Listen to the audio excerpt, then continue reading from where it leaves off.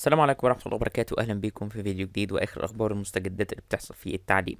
طبعا كلنا عارفين إن البرلمان أو مجلس الشعب هيجتمع، واجتمع بالفعل، والقرارات دي طلعت من داخل البرلمان، والمطالبات دي من أولياء الأمور طلعت من داخل البرلمان، وأعتقد إنها كلها في مصلحة الطلاب.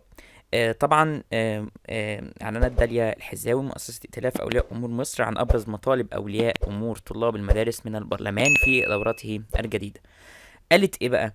نحن طبعا الكلام ده لصدى البلد عشان لا يسألني المصدر. نحن نطالب البرلمان بإعادة النظر في قانون الثانوية التراكمية، حيث أن الثانوية التراكمية بالنسبة للأسر تشكل استمرار للضغط العصبي والمادي لمدة 3 سنوات.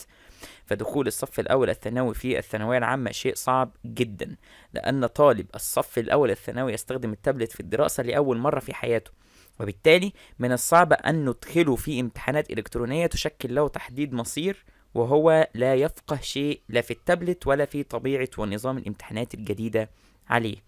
ده يعني نقطة كويسة جدا، وأتمنى إنهم فعلا يعيدوا النظر، حتى لو هتخلوا ثانوية تراكمية ممكن من تانية وتالتة بس، لكن مش أولى وتانية وتالتة.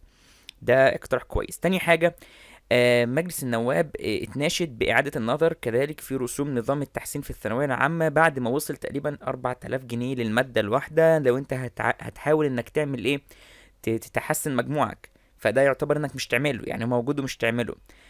كمان مطالب البرلمان يجعلها مصاريف رمزية حتى يستطيع ولي الأمر أن يدفعها لنجله، خصوصا أنه من المتوقع أن يلجأ الطلاب الثانوية العامة للتحسين مرتين طبقا لما أعلنته الوزارة. يعني هيبقى مرتين، التحسين ده هيبقى موجود مرتين، يعني مش هيبقى فيه دور تاني، يبقى فيه تحسين وهكذا. قالت مش عايزين ولي الأمر يقف عاجز عن تحسين مستقبل ابنه، ودي نقطة كويسة جدا، والحمد لله ان حد خد باله منها. يعني بقالها كتير موجودة ان فعلا الرقم او الفلوس اللي مطلوبة في التحسين كبيرة جدا، ولي الامر مش هيعرف يدفعها. وقلنا في فيديو قبل كده على فكرة عن الموضوع ده، واتكلمنا عن الموضوع بتاع المصاريف ده، بتاع مصاريف التحسين. كمان تبعت المؤسسة وقالت ان هناك اقتراح من اولياء الامور بان يكون الامتحان في الثانوية العامة موحد، بعد قرار دكتور طارق شوقي بانها تكون مش موحدة ولكن على نفس المستوى، ولكن مش موحدة. قالوا لا، احنا عايزينها تكون موحدة مع تبديل ارقام الاسئلة، يعني هي نفس الاسئلة بس ارقامها متبدلة. يعني بقى اللي في ورقتي رقم 1 يبقى في ورقتك انت رقم 2 او رقم 3. السؤال الاول عندي بدل ما يبقى مثلا تشوز او اختار، يبقى عندك complete مثلا اكمل وهكذا. فدي الفكرة يعني. مؤكدة ان هذا سيحد من الغش. يعني الموضوع بتاع ان احنا نغير ارقام الاسئله هيحد من الغش، وهيحافظ على مبدأ تكافؤ الفرص، ولا يتم المساس به، وجميع طلاب واولياء امور ترتاح نفسياتهم.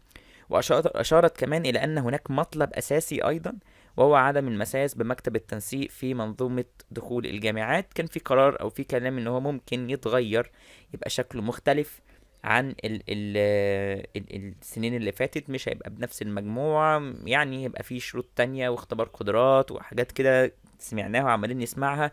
دكتور طارق شوقي قال انه هيبقى فيه تنسيق مع وزارة التعليم العالي اللي هي مسؤولة عن الجامعات طبعا في الموضوع ده، ولكن الاولياء الامور والبرلمان قال ان لازم مطلب اساسي انه يكون التنسيق هو مش هيكون بشكل تاني، وعدم المساس بالمنظومة بأكملها. دي كانت الحاجات اللي جايه من البرلمان، ودي الحاجات اللي بتناقش وهيتم تطبيقها اذا توافق عليها البرلمان، واذا كان يوجد عليها اجماع يعني. فانتوا ايه رأيكم في الكلام ده؟ وغالبا الكلام ده اقرب للتحقق، يعني لو البرلمان وافق عليه، وزي ما قلنا الاولياء الامور كلهم متجهين الاتجاه ده. فلو انت شايف ان ده كويس، قول لنا في الكومنتات او في التعليقات ان انت ده شايفه في مصلحتك او الكلام ده شايفه في مصلحتك. في الاخير ما تنساش ان تنزل لايك تقديرنا ودعما، وتشترك وتفعل زر الجرس عشان يوصلك كل جديد. نشوفكم في فيديوز جديدة ان شاء الله، والسلام عليكم ورحمة الله وبركاته.